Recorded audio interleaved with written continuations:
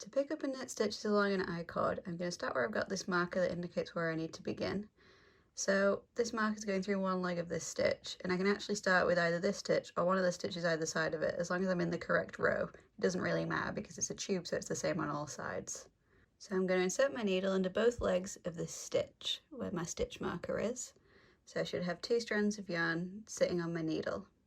I'm then just going to wrap my working yarn around my needle, like I would if I was doing a knit stitch, and then I'm going to carefully bring my needle through to the front of my work. If the yarn slips off your needle, you can always just do this step again. I now just need to continue working along my I-cord picking up stitches, so where you can see my strand of yarn goes under both legs of this V, I need to go into the one above it and keep going like that, making sure I stay in the same column.